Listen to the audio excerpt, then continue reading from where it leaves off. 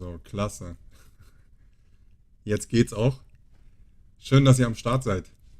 75 Basispunkte, wie erwartet. Ich meine, hätte ja auch einfach mal zu schön, um wahr zu sein gewesen, wenn die FED tatsächlich die 5 Basispunkte gemacht hätte. Aber 75 Basispunkte, genau so, wie man es erwartet hat. Und jetzt ist es unglaublich wichtig, was Jerome Powell jetzt bei der gleichfolgenden Pressekonferenz zu sagen hat. Es wird spannend, denn ich glaube, dieser heutige Abend wird ganz klar wiedergeben, wo es jetzt in den nächsten Monaten definitiv hingehen wird. Denn wenn jetzt zumindest prognostiziert wird für die nächsten Monate und vor allem auch für die nächsten Zinserhebungen, und es wird klar, dass die FED ein wenig auf die Bremse treten wird, dann kann ich mir sehr, sehr gut vorstellen, dass wir eine schöne Jahresendrallye sehen werden. Wenn jetzt aber hier die hawkische Haltung beibehalten wird, dann haben wir auf jeden Fall nochmal Luft nach unten. Und ja, also es ist auf jeden Fall eine spannende Sache und ich glaube, ähm, vielleicht ist der eine oder andere da noch nicht so auf dem Dampfer und kann sich nicht vorstellen, was es tatsächlich jetzt mit dieser Ankündigung auf sich hat. Aber es ist wirklich wichtig. Ähm, Ich würde mich freuen, wenn jetzt die Fed einfach hier mal kurz sagt, ey, wir haben genug Druck ausgeübt und so wie ich es in den letzten Wochen, ja, wenn nicht sogar schon letzten Monat schon mal angekündigt hatte, die Fed hat nicht mehr viel Spielraum, wirklich so einen Druck über die Zinsanhebungen ausüben zu können, weil auch hier die US-Regierung mit dem Rücken an der Wand steht. Ja? Also sprich Anleihen etc. Es wird auf jeden Fall spannend. Ihr dürft mir gerne mal hier in den Chat schreiben, was ihr glaubt, was Jerome Powell heute hier sagen wird in der Pressekonferenz. Und wie ihr jetzt die nächsten Monate seht. Werden wir eine Rallye sehen, nochmal bis zum Ende des Jahres, oder haben wir nochmal ein bisschen mehr Schmerz im Aktienmarkt und auch im Kryptomarkt tatsächlich noch vor uns? Was glaubt ihr? So, jetzt bin ich mal gespannt. Ja, Marco, 75 Basispunkte, das ist richtig. 0,75 wäre auch ein Paukenschlag gewesen, wenn ja, da einfach eine 0,5 gestanden hätte. Ich glaube, das wäre nochmal eine absolute Relief Rally gewesen. Schöne Erholungskorrektur, Bewegung nach oben, Raketenmodus, das hätten wir uns alle gewünscht. Aber nichtsdestotrotz, wenn jetzt Jerome Powell ankündigt, dass in den nächsten Monaten einfach ein wenig ja, auf die Bremse getreten wird, dann ist das schon ein starkes Signal, was dazu führen kann, dass wir ja, etwas weniger Schmerz an den Märkten sehen werden. Was aber noch viel wichtiger ist, dass die meisten Protagonisten im Finanzsektor davon ausgehen werden, dass, ja, dass die Risk-On-Phase zumindest für die nächsten 3 Monate wieder angekurbelt wird. Was gut für den Aktienmarkt ist, wenn eben Menschen mit ein wenig weniger Angst in das Thema reingehen können und einfach ihr Geld auch investieren können und werden. Ja? Also wir werden sehen. Es bleibt auf jeden Fall spannend. Sobald hier der Stream der FOMC-Repräsentanten losgeht, teile ich den Bildschirm. Was glaubt ihr? Nächste Zinsanhebung. Ich mache mal eine Umfrage. Das würde mich mal interessieren, was ihr glaubt. Umfrage starten.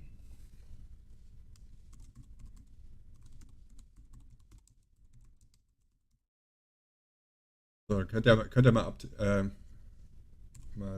wählen, was ihr glaubt, was im Dezember stattfinden wird. So.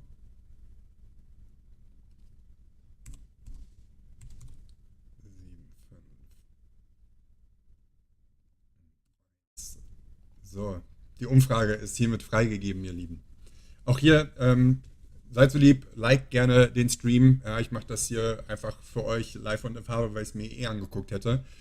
Und ich würde mich freuen, wenn ihr das Ganze supportet, sodass wir hier vielleicht ein bisschen mehr Traffic in die Streams bekommen.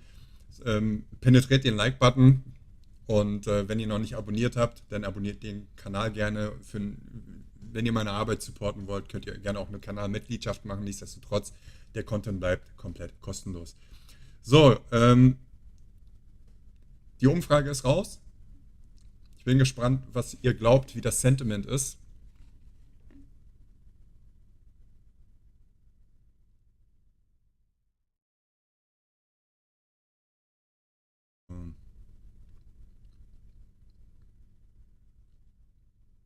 Kenji, die sagt 1%. Einfach gerne kurz abstimmen.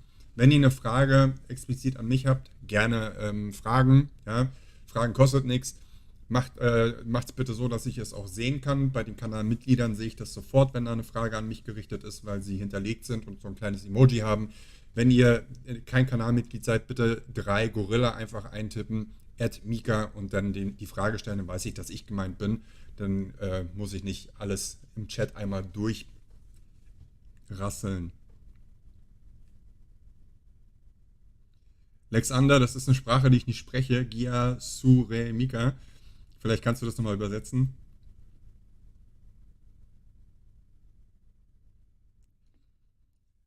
So.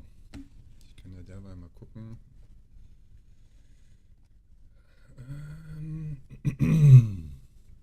So, was sagt denn Dezember?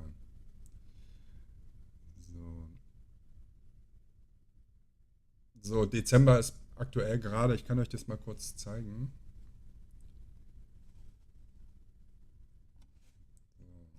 Das zeige ich euch gerne einmal hier. So, schaut euch das mal an. So, das ist die Erwartung für Dezember und ihr seht, dass, ich habe es mir heute Morgen schon mal angeguckt und da waren beide Lager tatsächlich gleich auf und mit der Anhebung heute, beziehungsweise mit der Ankündigung der Zinserhebung heute, ist das Ganze ein bisschen geschiftet in Richtung 0,5 für Dezember. Also wir werden sehen. Es ist auf jeden Fall eine spannende Sache. Lexander, okay, alles klar. Hallo Lexander. So. Tut sich hier irgendwas? Nee, tut sich nicht.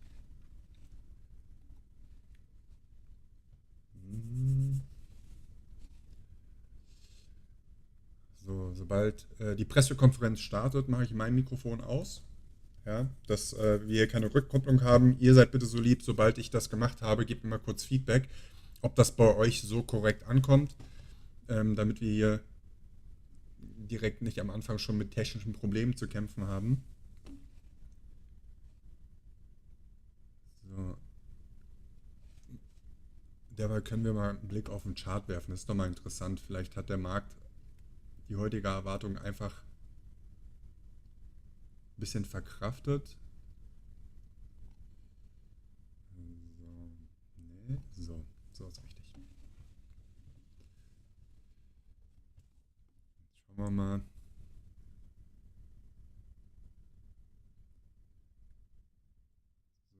GameStop ist wieder ins Plus gerutscht, AMC auch ins Plus gerutscht.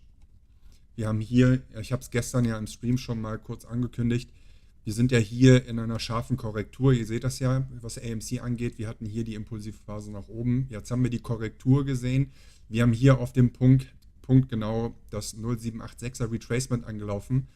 Jetzt ist halt wichtig, dass wir im Volumenprofil unten sehen, dass das Volumen ein bisschen abflacht und somit hier auch wirklich eine korrektive Phase auch bestätigt.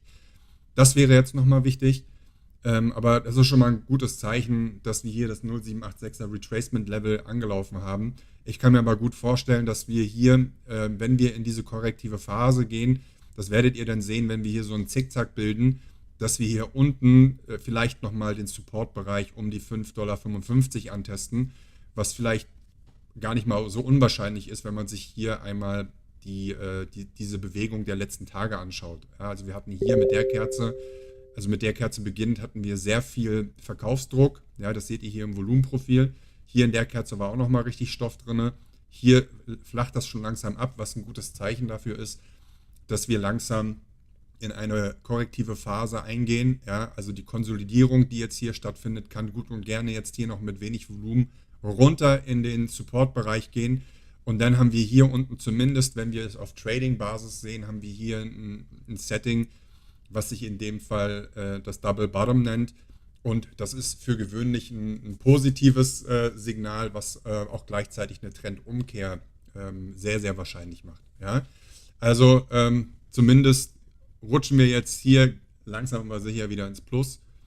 APE hat auch eigentlich ganz gut aufgeholt. Ja, wir waren im Low, waren wir hier bei 1,72 $. Aktuell steht der Kurs bei 1,83. Also ganz normaler Wahnsinn, würde ich jetzt an der Stelle behaupten.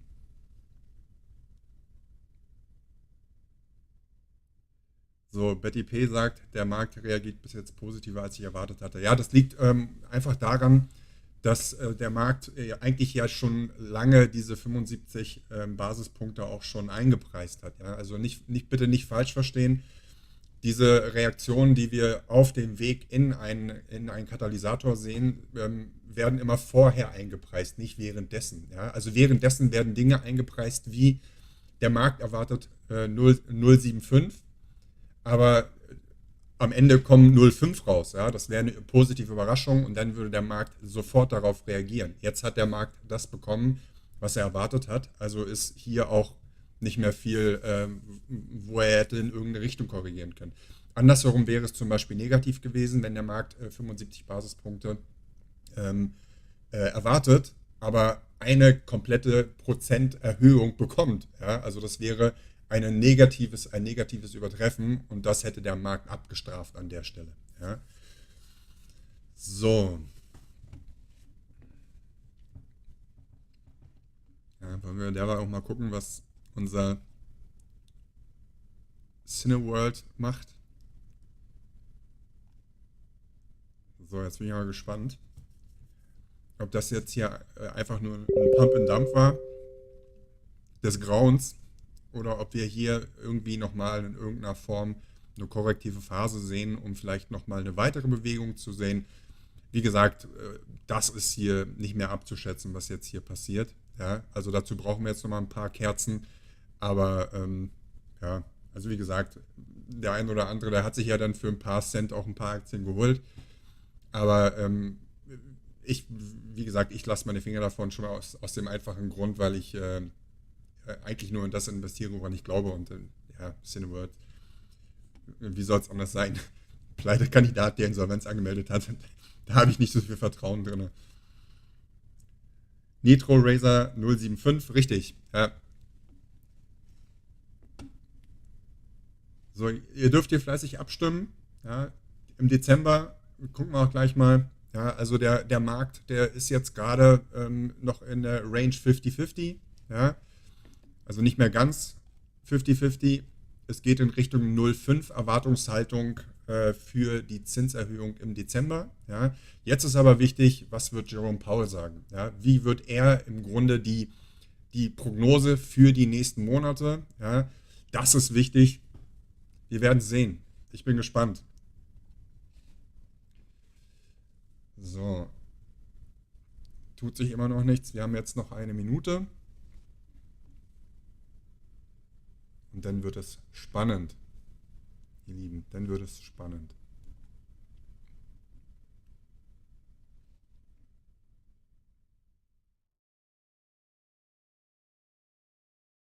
So, Alexander, willkommen. Ape Support Level 2. So, jetzt ist der Screen umgeschiftet. Ich mache jetzt hier einmal den Ton an. Ihr seid bitte einmal so lieb und gebt mir ein Feedback, ob das alles funktioniert, okay?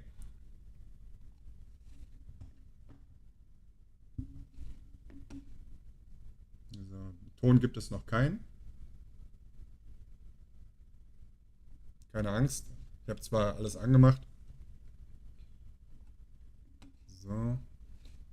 Machen wir hier nochmal. Mal gucken, ob die auch...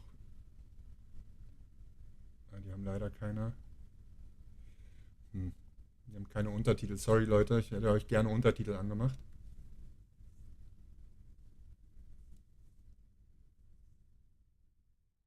Mirü, ja, nicht dafür. Also ich hätte mir die Pressekonferenz angeschaut. So, Mr. Paul ist am Start. Also ich glaube, ich müsste mein Mikro dann auch leiser machen, sonst haben wir eine Rückkopplung. Good afternoon. My colleagues and I are strongly committed to bringing inflation back down to our 2% goal. We have both the tools that we need and the resolve it will take to restore price stability on behalf of American families and businesses. Price stability is the responsibility of the Federal Reserve and serves as the bedrock of our economy. Without price stability, the economy does not work for anyone. In particular, without price stability, we will not achieve a sustained period of strong labor market conditions that benefit all.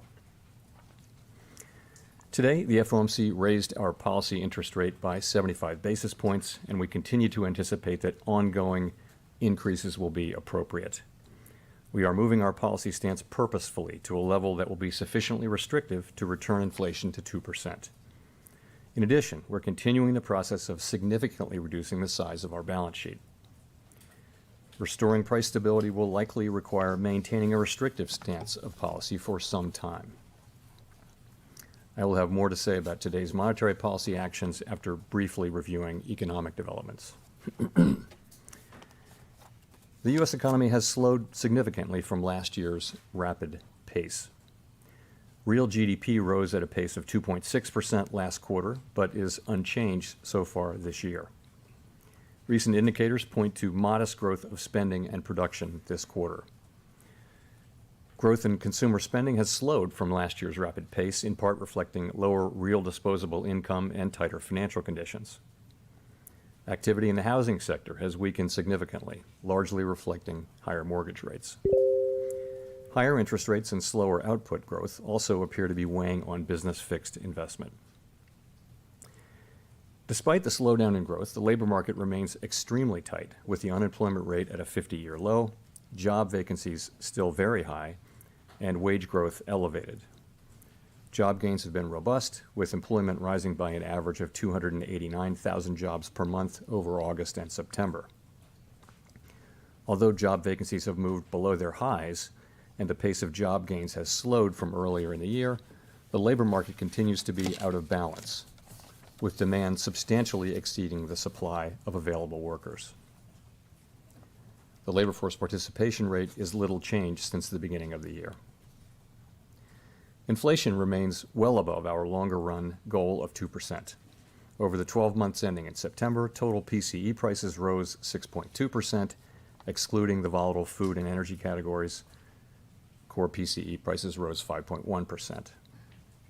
And the recent inflation data again have come in higher than expected. Price pressures remain evident across a broad range of goods and services. Russia's war against Ukraine has boosted prices for energy and food and has created additional upward pressure on inflation. Despite elevated inflation, longer-term inflation expectations appear to remain well anchored, as reflected in a broad range of surveys of households, businesses, and forecasters, as well as measures from financial markets. But that is not grounds for complacency. The longer the current bout of high inflation continues, the greater the chance that expectations of higher inflation will become entrenched. The Fed's monetary policy actions are guided by our mandate to promote maximum employment and stable prices for the American people. My colleagues and I are acutely aware that high inflation imposes significant hardship as it erodes purchasing power, especially for those least able to meet the higher costs of essentials like food, housing, and transportation. We are highly attentive to the risks that high inflation poses to both sides of our mandate, and we're strongly committed to returning inflation to our 2% objective. At today's meeting, the committee raised the target range for the federal funds rate by 75 basis points. And we are continuing the process of significantly reducing the size of our balance sheet, which plays an important role in firming the stance of monetary policy. With today's action, we've raised interest rates by 3.75 percentage points this year. We anticipate that ongoing increases in the target range for the federal funds rate will be appropriate in order to attain a stance of monetary policy that is sufficiently restrictive to return inflation to 2% over time. Financial conditions have tightened significantly in response to our policy actions, and we are seeing the effects on demand in the most interest rate sensitive sectors of the economy, such as housing. It will take time, however, for the full effects of monetary restraint to be realized, especially on inflation. That's why we say in our statement that in determining the pace of future increases in the target range, we will take into account the cumulative tightening of monetary policy and the lags with which monetary policy affects economic activity and inflation. At some point, as I've said in the last two press conferences, it will become appropriate to slow the pace of increases as we approach the level of interest rates that will be sufficiently restrictive to bring inflation down to our 2% goal. There is significant uncertainty around that level of interest rates. Even so, we still have some ways to go, and incoming data since our last meeting suggests that the ultimate level of interest rates will be higher than previously expected. Our decisions will depend on the totality of incoming data and their implications for the outlook for economic activity and inflation. We will continue to make our decisions meeting by meeting and communicate our thinking as clearly as possible. We're taking forceful steps to moderate demand so that it comes into better alignment with supply. Our overarching focus is using our tools to bring inflation back down to our 2% goal and to keep longer-term inflation expectations well anchored. Reducing inflation is likely to require a sustained period of below-trend growth and some softening of labor market conditions. Restoring price stability is essential to set the stage for achieving maximum employment and stable prices in the longer run. The historical record cautions strongly against prematurely loosening policy. We will stay the course until the job is done. To conclude, we understand that our actions affect communities, families, and businesses across the country. Everything we do is in service to our public mission. We at the Fed will do everything we can to achieve our maximum employment and price stability goals. Thank you, and I look forward to your questions. Thank you, Colby. Thank you. Colby Smith with the Financial Times. On the need to slow the pace of rate increases at some point, is a downshift contingent on a string of better inflation data specifically between now and, let's say, the December meeting? Or is that something that the Fed could potentially proceed with independent of that data, given the lagged effects that you mentioned? So a couple things on that. We do need to see inflation coming down decisively, and good evidence of that would be a series of down monthly readings. Of course, that's what we'd all love to see, but I've never thought of that as the appropriate test for slowing the pace of increases or for identifying the appropriately restrictive level that we're aiming for. We need to bring our policy stance down to a level that's sufficiently restrictive to bring inflation down to our 2% objective over the medium term. How will we know that we've reached that level? Well, we'll take into account the full range of analysis and data that bear on that question, guided by our assessment of how much financial conditions have tightened, the effects that tightening is actually having on the real economy and on inflation, taking into consideration lags, as I mentioned. We will be looking at real rates, for example, all across the yield curve and all other financial conditions, and as we make that assessment. Hi, Howard Schneider with Reuters. Look, I'm sure there's going to be tons of confusion out there about whether this means you're going to slow in December or not. Would you say that the bias right now is not for another 75 basis point increase? So what I want to do is put that question of pace in the context of our broader tightening program, if I may, and talk about the statement language along the way. So I think you can think about our tightening program as really addressing three questions. The first of which was, and has been, how fast to go. The second is how high to raise our policy rate. And the third will be eventually how long to remain at a restrictive level. So on the first question, how fast to tighten policy, it's been very important that we move expeditiously, and we have clearly done so. We've moved 3.75% since March, admittedly from a base of 0. It's a historically fast pace, and that's certainly appropriate, given the persistence and strength in inflation and the low level from which we started. So now we come to the second question, which is how high to raise our policy rate, and we're saying that we'd raise that rate to a level that's sufficiently restrictive to bring inflation to our 2% target over time, and we put that into our post-meeting statement. Because that really does become the important question we think now is how far to go, and I'll talk more about that. We think there's some ground to cover but before we meet that test, and that's why we say that ongoing rate increases will be appropriate. And as I mentioned, incoming data between the meetings, both the strong labor market report, but particularly the CPI report, do suggest to me that we may ultimately move to higher levels than we thought at the time of the September meeting. That level is very uncertain, though, and I would say, we're going to find it over time. Of course, with the lags between policy and economic activity, there's a lot of uncertainty. So we note that in determining the pace of future increases, we'll take into account the cumulative tightening of monetary policy as well as the lags with which monetary policy affects economic activity and inflation.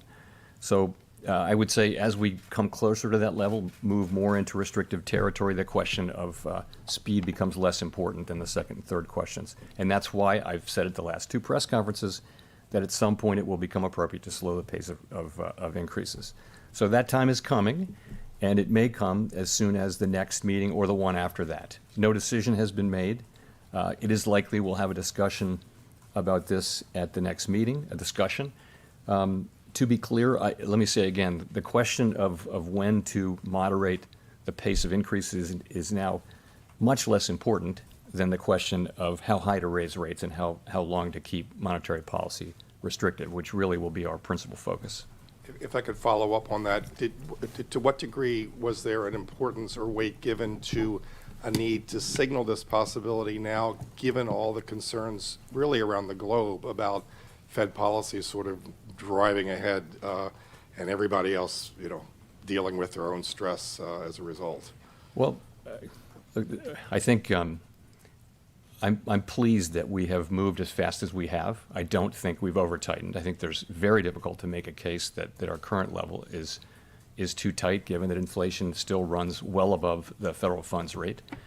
So I think that at this meeting, the last two meetings, as I've mentioned, I've said that there would come a point, and this was a meeting at which we had a discussion about what that might mean, and we did discuss this, and as I mentioned, we'll discuss it again in December. But there's I don't have any sense that we've over-tightened or moved too fast. I think it's been good and a successful program. That we've gotten this far this fast. Remember, though, that we still think there's a need for ongoing rate increases, and we have some ground left to cover here, and cover it we will. Nick?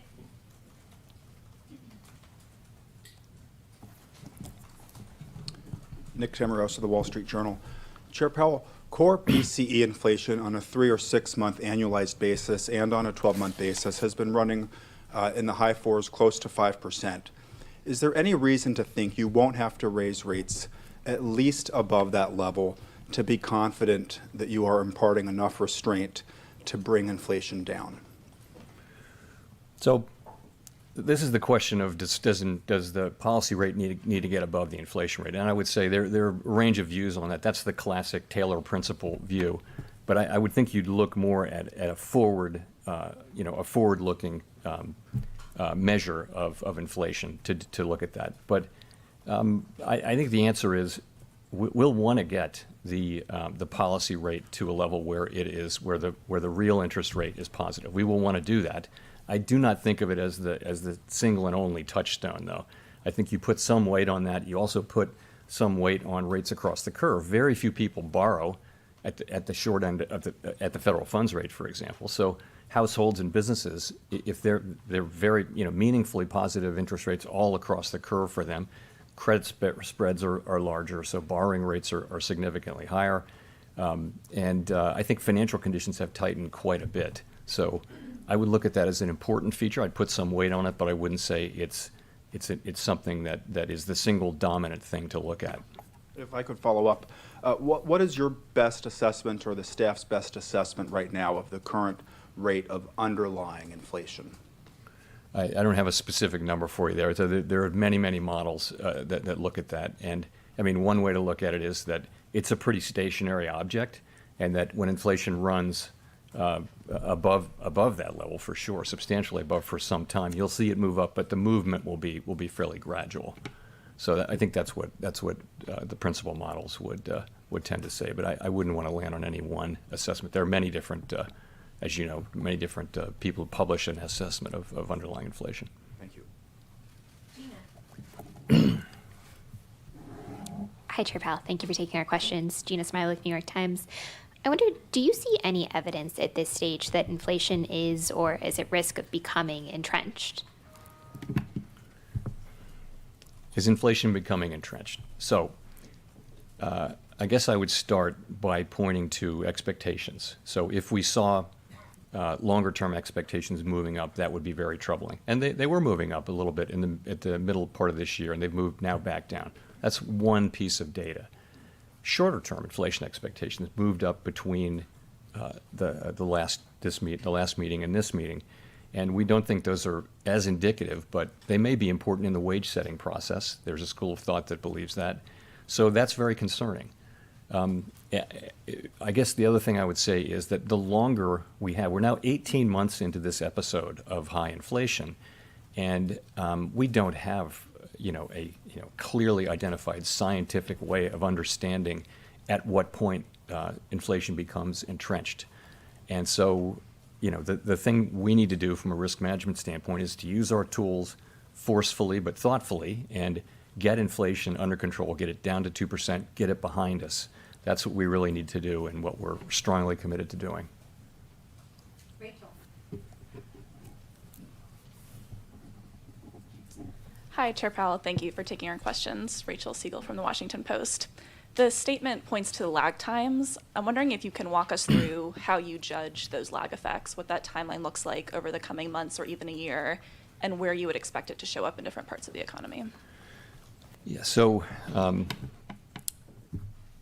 the way I would think about that is it's a commonly, for a long time, thought that monetary policy works with long and variable lags, and that it works first on financial conditions and then on economic activity and then perhaps later than that even on inflation. So that's been the thinking for a long time.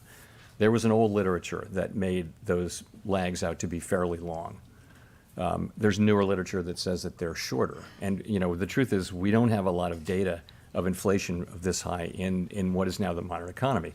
One big difference now is that it used to be that you would raise the federal funds rate, financial conditions would react, and then that would affect economic activity and inflation. Now, financial conditions react well before, in expectation of monetary policy. That's the way it has moved for a quarter of a century, is in the direction of financial conditions, then monetary policy, because the markets are thinking what is the central bank going to do.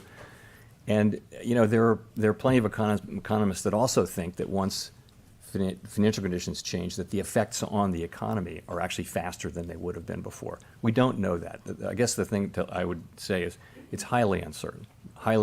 And so from a risk management standpoint, it would be irresponsible not to ignore them, but you want to consider them but not take them literally. So I think it's a very difficult place to be, but I would tend to want to be in the middle, looking carefully at what's actually happening with the economy, and trying to make good decisions from a risk management standpoint, remembering, of course, that if we were to over-tighten, we could then use our tools strongly to support the economy, whereas if we don't get inflation under control because we don't tighten enough, now we're in a situation where inflation will become entrenched, and the costs, the employment costs in particular, will be much higher potentially. So from a risk management standpoint, we want to be sure that we don't make the mistake of either failing to tighten enough or loosening policy too soon. And if I could follow up, should we interpret the addition to the statement to mean that more weight is put into those lag effects than they would have been after previous rate hikes? So I think as we move now into restrictive territory, as we make these ongoing rate hikes and policy becomes more restrictive, it'll be appropriate now to be thinking more about lag. Of course, we think about the lags are just sort of a basic part of monetary policy, but we will be thinking about them. But we won't be, I think we'll be considering them, but because it's appropriate to do so.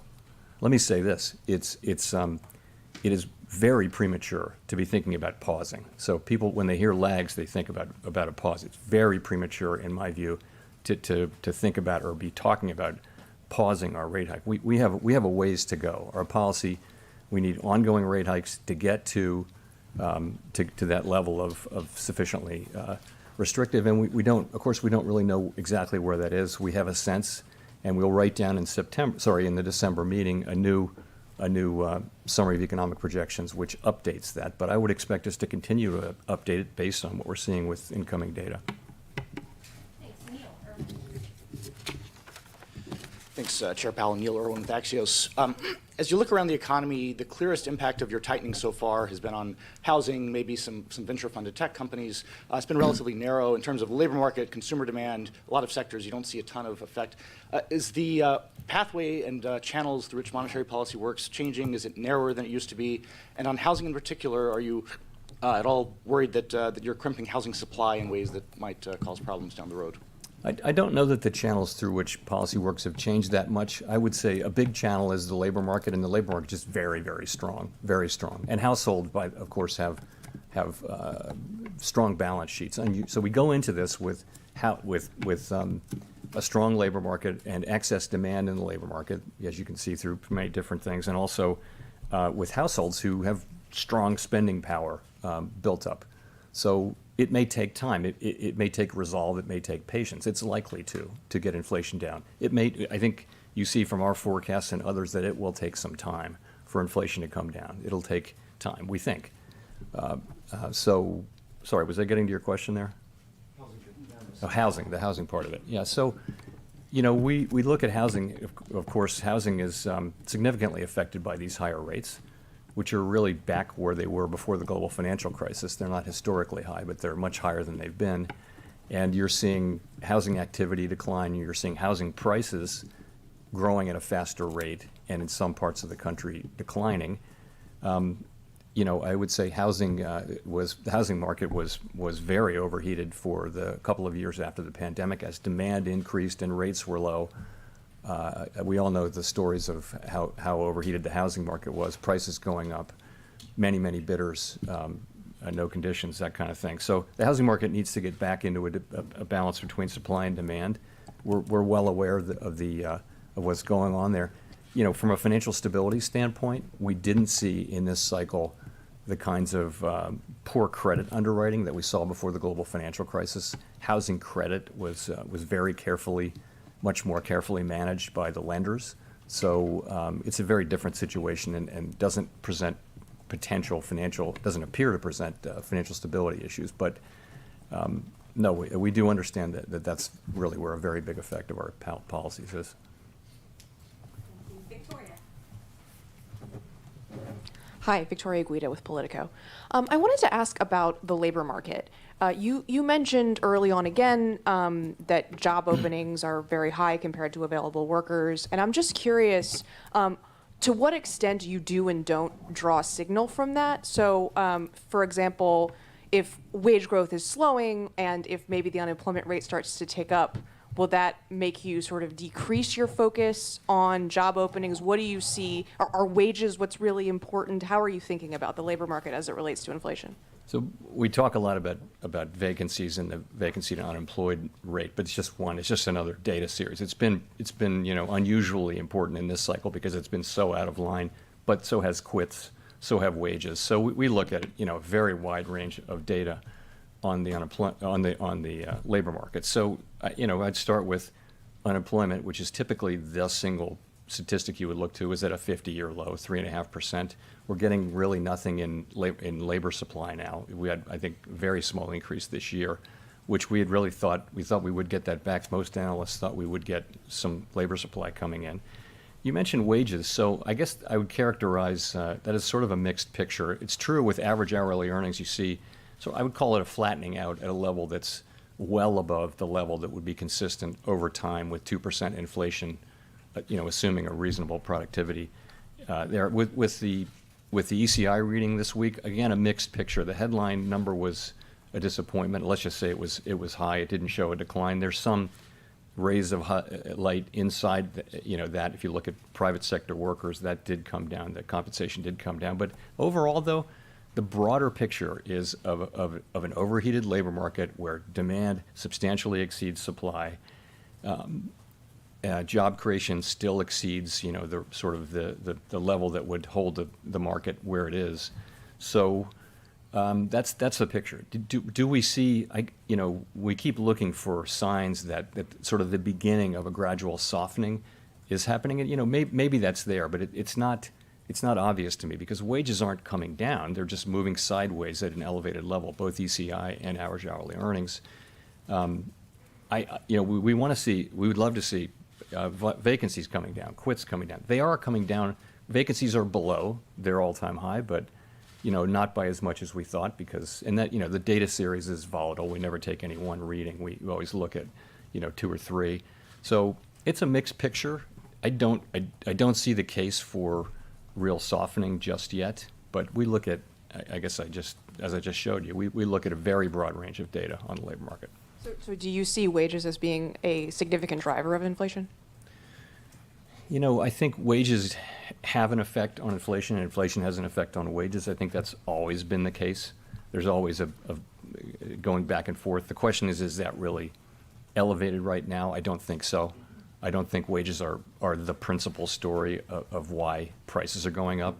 I don't think that. I also don't think that we see a wage price spiral. But again, it's not something you can, once you see it, you're in trouble. So we don't want to see it. We want wages to go up. We just want them to go up at a level that's sustainable and consistent with 2% inflation. And we do think that given the data that we have, that this labor market can soften without having to soften as much as history would indicate through the unemployment channel. It can soften through job openings declining. We think there's room for that, but we won't know that. That'll be discovered empirically.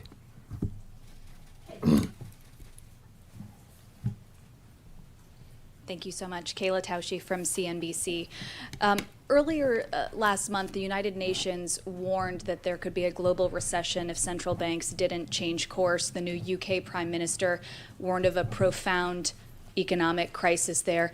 And I'm wondering how the Fed is weighing international developments in light of a very strong economy here in the U.S. that would seem to be bucking those trends.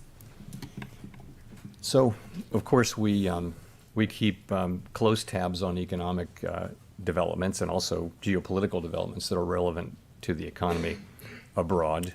We're in very frequent contact with our foreign counterparts, both through the IMF meetings and the regular meetings with central banks that we have, and I have one this weekend with many central bankers. So we're in touch with all of that. So I guess it's clearly a difficult time in the global economy. We're seeing very high inflation in Europe, significantly because of high energy prices related to the war in Ukraine.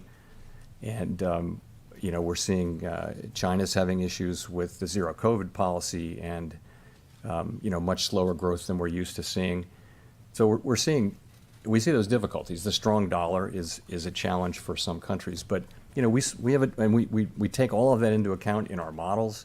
We think about the spillovers and that sort of thing. Here in the United States, we have a strong economy. And we have an economy where inflation is running at 5%. Core PCE inflation, which is a really good indicator of what's going on for us, is the way we see it, is running at 5.1% on a 12-month basis and sort of similar to that on a 3, 6, and 9-month basis. So we know that we need to use our tools to get inflation under control. The world's not going to be better off if we fail to do that. That's a task we need to do. Price stability in the United States is a good thing for the global economy over a long period of time. Price stability is the kind of thing that pays dividends for our economy for decades, hopefully. Even though it may be difficult to get it back, getting it back is something that provides value to the people we serve for the long run. If I could just follow up on that. Thank you. The Fed has acknowledged in the past that the tools that you have don't affect things like energy and food prices that stem from some of those conflicts overseas, and they're some of the biggest pain points for consumers. So as you pursue the current path that you've outlined, is there a risk that some of those prices simply don't come down? So we don't directly affect, for the most part, food and energy prices, but the demand channel does affect them just at the margin. the thing about the United States is that we also have strong, in many other jurisdictions, the principal problem really is energy. In the United States, we also have a demand issue. We've got an imbalance between demand and supply, which you see in many parts of the economy. So our tools are well suited to work on that problem, and that's what we're doing. You're right, though. We don't, the price of oil is set globally, and it's not something we can affect. I think by the actions that we take, though, we help keep longer-term inflation expectations anchored, and keep the public believing in 2% inflation by the things that we do, even in times when energy is part of the story of why inflation is high.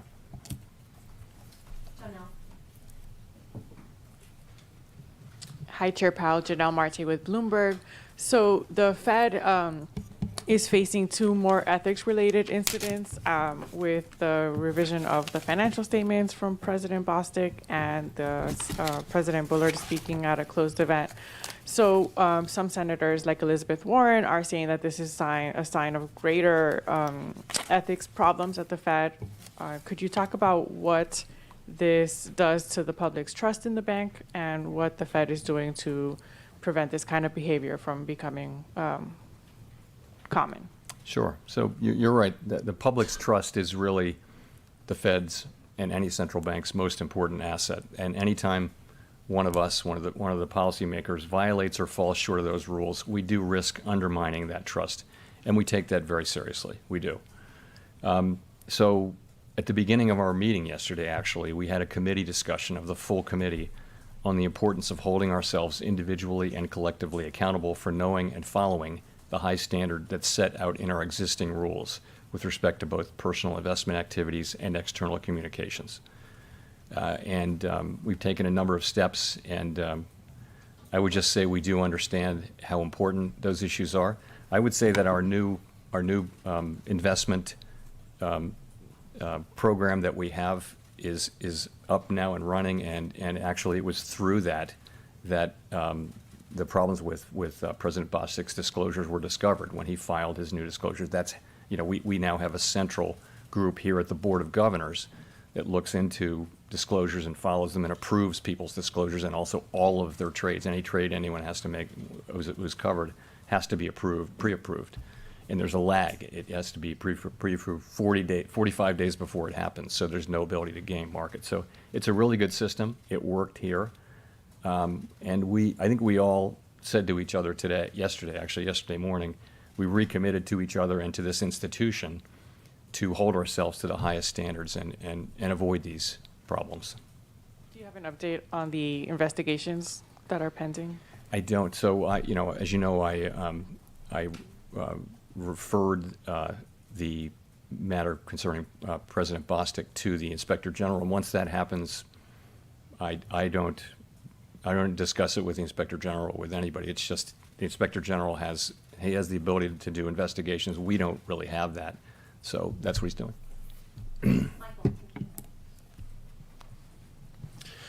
Michael McKee from Bloomberg Television and Radio. Earlier this year, you touted the 3-month bill yield out to 18 months as the yield curve with 100% explanatory power. And you said, quote, if it's inverted, that means the Fed's going to cut, which means the economy is weak. That curve is only 2 basis points away from inversion now. So I'm wondering why you are so confident that you have not over-tightened, particularly given that rates work with a lag. Well, so we do monitor the near-term forward spread. You're right, and that's been our preferred measure. We think it, just empirically, it dominates the ones that people tend to look at, which is 2s, 10s, and things like that. So it's not inverted, and also you have to look at why things, why the rate curve is doing what it's doing. It can be doing that because it expects cuts, or because it expects inflation to come down. In this case, if you're in a situation where the markets are pricing in significant declines in inflation, that's going to affect the forward curve. So yes, we monitor it. You're right, and that's what I would say. If I could follow up, you also said several meetings ago that the risk of doing too little outweighed the risk of doing too much. Is what you're trying to tell us today is that risk assessment has changed a little bit? Well, what's happened is time has passed and we've raised interest rates by 375 basis points. I would not change a word in that statement, though. I think until we get inflation down, you'll be hearing that from me. Again, if we over-tighten, and we don't want to, we want to get this exactly right, but if we over-tighten, then we have the ability with our tools, which are powerful, to, as we showed at the beginning of the pandemic episode, we can support economic activity strongly if that happens, if that's necessary. On the other hand, if you make the mistake in the other direction and you let this drag on, then it's a year or two down the road and you're realizing inflation behaving the way it can, you're realizing that you didn't actually get it, you have to go back in.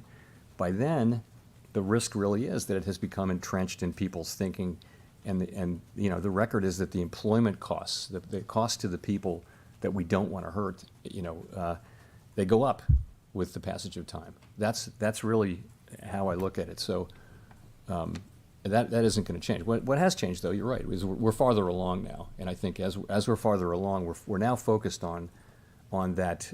What's the level we need to get to rates, and I don't know what we'll do when we get there. By the way, we'll have to see. There's been no decision or discussion around exactly what steps we would take at that point, but the first thing is to find your way there. Thanks, Chris. Thank you. Chris Rugaber at Associated Press. Just to go back to housing for a minute, you mentioned the impact that rate increases have had on housing. Home sales are down 25% in the past year and so forth, but none of this is really showing up, as you know, in the government's inflation measures. And as we go forward, private real-time data is clearly showing these hits to housing. Are you going to need to put a greater weight on that in order to ascertain things like whether there's over-tightening going on? Or will you still focus as much on the more lagging government indicators? So this is an interesting subject. So I start by saying, I guess, that the measure that's in the CPI and the PCE, it captures rents for all tenants, not just new leases. And that makes sense, actually, because for that reason, that conceptually, that's sort of the right target for monetary policy. And the same thing is true for owner's equivalent rent, which comes off of it's a reweighting of tenant rents. The private measures are of course good at picking up at the margin the new leases, and they tell you a couple things. One thing is I think right now, if you look at the pattern of that series of the new leases, it's very pro-cyclical. So rents went up much more than the CPI and PCE rents did, and now they're coming down faster. So the implication is that there are still, as people as non-new leases roll over and become and expire, right?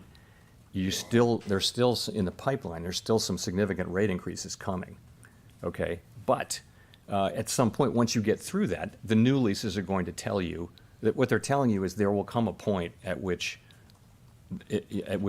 rent inflation will start to come down. But that point is well out from where we are now. So we're well aware of that, of course, and we look at it. And but I would say that in terms of what the right way to think about inflation really is to look at the measure that we do look at, but considering that we also know that at some point you'll see rents coming down. Great. And just a quick follow. It looks like stock and bond markets are reacting positively to your announcement so far. Is that something you wanted to see? Is that a problem, or how that might affect your future policy to see this positive reaction? We're not targeting any one or two particular things. Our message should be, what I'm trying to do is make sure that our message is clear, which is that we think we have a ways to go. We have some ground to cover with interest rates before we get to that level of interest rates that we think is sufficiently restrictive. And putting that in the statement and identifying that as a goal is an important step. And that's meant to put that question really as the important one now going forward. I've also said that we think that the level of rates that we estimated in September, the incoming data suggests that that's actually going to be higher, and that's been the pattern. I mean, I would have little confidence that the forecast if we made a forecast today, if we were doing an SEP today, the pattern has been that one after another, they go up, and, that'll end when it ends, but there's no sense that inflation is coming down. It just, if you look at I have a table of the last 12 months of 12-month readings, and there's really no pattern there. We're exactly where we were a year ago. So, okay. So I would also say it's premature to discuss pausing, and it's not something that we're thinking about. That's really not a conversation to be had now. We have a ways to go. And the last thing I'll say is that I would want people to understand our commitment to getting this done, and to not making the mistake of not doing enough, or the mistake of withdrawing our strong policy and doing that too soon. So I control those messages, and that's my job. Edward Lawrence with Fox Business. Thank you, Fed Chairman. So how big of a headwind is all the fiscal spending to what the Federal Reserve is trying to do to get inflation back to the 2% target? In theory, it was a headwind this year, but I do think the broader context is that you have households that have these significant amounts of savings and can keep spending. I think those two things do tend to sort of counterbalance each other out. It appears consumer spending is still positive. It's at pretty modest growth levels. It's not shrinking, but people are, the banks that deal with retail customers and many retailers will tell you that the consumers are still buying, and they're still they're fine. So I don't know how big the fiscal headwinds are, and they haven't shown up in the way that we thought they would in restraining spending. So it must have to do with the savings that people have. What about the spending? There's tens of billions yet to be spent. I mean, from the Inflation Reduction Act, the American Rescue Plan, CHIPS Act, bipartisan infrastructure bill. How does that play into your thinking about the future? It's demand is going to have some support from those savings, and also from the strong demand that's still in the labor market. We still see pretty significant demand and a tightening labor market in some respects, although I think overall I would say it's not really tightening or loosening. So we see those things, and what those things tell us is that our job is going to require some resolve and some patience over time. We're going to have to stick with this. That's just we take all that as a given, but we know what our objective is, and we know what our tools can do, and that's how we think about it.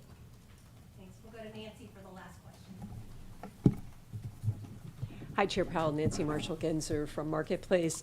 I'm wondering, has the window for a soft landing narrowed? Do you still think it's possible? Has it narrowed? Yes. Is it still possible? Yes. I think we've always said it was going to be difficult, but I think to the extent rates have to go higher and stay higher for longer, it becomes harder to see the path. It's narrowed. I would say the path has narrowed over the course of the last year, really. Hard to say. Again, I would say that the sort of array of data in the labor market is highly unusual, and to many economists, there is a path to. Ordinarily, there's a relationship to GDP going down and vacancies declining, translating into unemployment, or there's Okun's law. So all those things are relationships that are in the data, and they're very real. Data's a little bit different this time, though, because you have this tremendously high level of vacancies, and we think on a very steep part of the beverage curve. All I would say is that the job losses may turn out to be less than would be indicated by those traditional measures because job openings are so elevated and because the labor market is so strong. Again, that's going to be something we discover empirically. I think no one knows whether there's going to be a recession or not, and if so, how bad that recession would be. And our job is to restore price stability so that we can have a strong labor market that benefits all over time, and that's what we're going to do. But just real quickly, why do you feel like the window has narrowed? Because we haven't seen inflation coming down. the implication of inflation not coming down. And what we would expect by now to have seen is that as the supply side problems had resolved themselves, we would have expected goods inflation to come down by now, long since by now. And it really hasn't, although it has come down, but it's not to the extent we had hoped. At the same time, now you see services inflation, core services inflation moving up. And I just think that the inflation picture has become more and more challenging over the course of this year, without question. That means that we have to have policy be more restrictive, and that narrows the path to a soft landing, I would say. Thanks very much.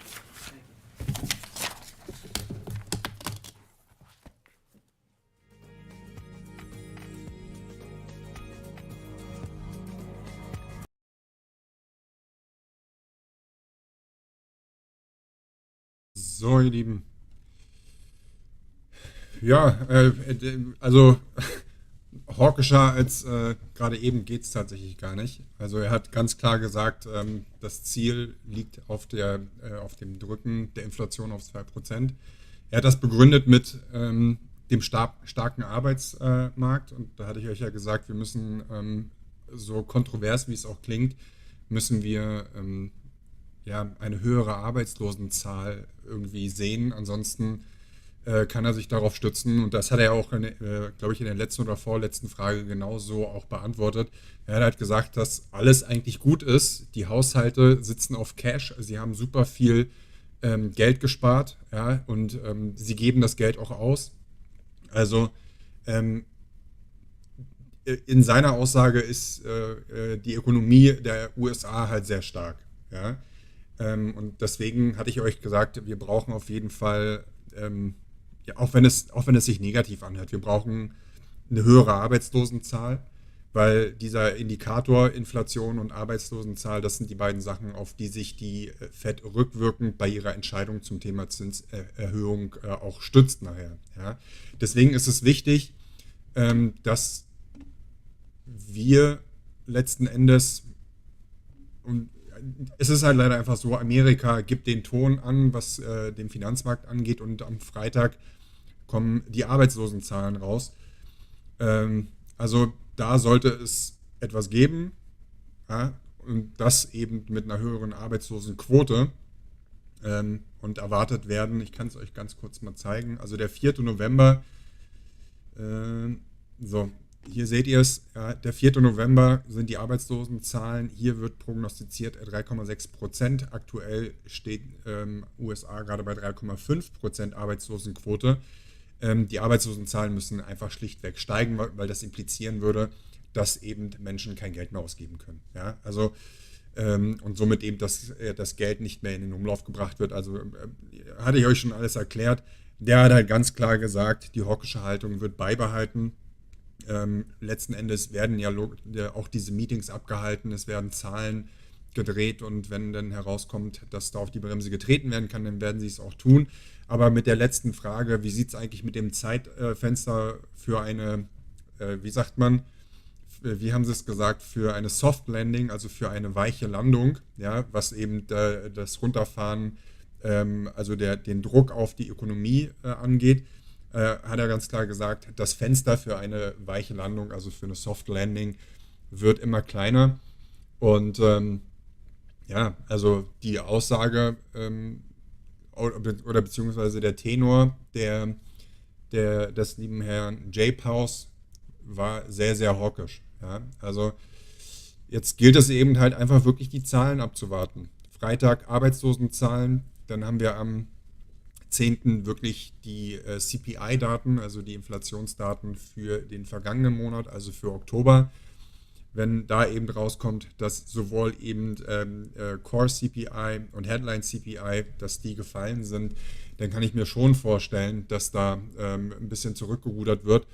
Aber jetzt mit der Aussage hat er ganz klar gesagt, er möchte nicht, dass der FED irgendwas nachgesagt wird von wegen, sie hätten zu wenig gemacht oder sie hätten zu lasch gehandelt, und der ganz klare Fokus liegt auf der Reduzierung der Inflation auf die 2%-Marke. Ja. So, also ihr habt es gesehen, kaum hat er, der Kurs war ja so schön irgendwie ins Grün gerutscht und kaum hat er genau diese signifikanten Wörter rausgehauen und eben damit klar zu verstehen gegeben, dass die FED mit ihrer Fiskalpolitik definitiv erstmal, solange wie die Zahlen so sind, wie sie sind, nicht zurückrudern wird. Und jetzt bleibt abzuwarten. Ja? Also wie gesagt, Freitag Arbeitslosenquote USA und am 10. war das, glaube ich, lass mich immer noch mal schnell gucken, am 10. CPI, das ist der Donnerstag, Inflationsdaten und da wird auch noch mal spannend. Also ich glaube, hier wird keine Soft Landing mehr provoziert, sondern so eine harte Bruchlandung. Ja, vielleicht denkt ihr auch lieber an Schrecken mit Ende als ein Schrecken ohne Ende. Wir dürfen gespannt sein. Ja? Also, ihr Lieben, ich hatte mich schon ein bisschen gefreut, aber auch für uns ist das gar nicht mal so dramatisch, denn offen gestanden, das übt unter uns eben Druck auf diese besagten Märkte aus, die wir ja versuchen im Grunde für uns zu gewinnen, also für unsere Zwecke zu gewinnen. Das ist einmal der Anleihenmarkt, ja, und einmal der Immobilienmarkt. Mit steigenden Zinsen geraten beide unter Druck. Ja, und mal gucken. Ich hatte eigentlich gedacht, dass mit den Midterm-Elections, ja, dass da von der Politik ein wenig Druck gemacht wird, ja, weil die wollen ja Wählerstimmen einfahren. So, also verrückte Welt. Ja, mal gucken. Ja, mal gucken. Also wir sind weiterhin auf Zack on Fire und mal gucken, ob ich es zeitlich morgen schaffe. Ansonsten sehen wir uns in alter Frische, live und in Farbe mit spannenden Themen am Donnerstag oder am Sonntag um 20.50 Uhr. Denkt daran, wegen der zeitlichen Umstellung fangen wir jetzt ein bisschen früher an. Wer noch nicht geliked hat, bitte liken. Wer noch nicht abonniert hat, ich würde mich sehr freuen, wenn ihr den Kanal unterstützt mit eurem Abo. Ich hoffe, es hat euch einen kleinen Mehrwert gegeben, dass wir das hier gemacht haben. Ich werde morgen im Stream, wenn ich es zeitlich schaffe, nochmal das Statement einmal durchgehen. Vielleicht seht ihr ja ein paar interessante Zahlen. Aber so, er hat ja im Grunde eigentlich schon alles kommuniziert. In diesem Sinne, ihr Lieben, fühlt euch gedrückt. Danke, dass ihr am Start wart. Redet über den Kanal, supportet und Like-Button nicht vergessen. Und in diesem Sinne, einen wunderschönen Abend euch. Ciao, ciao.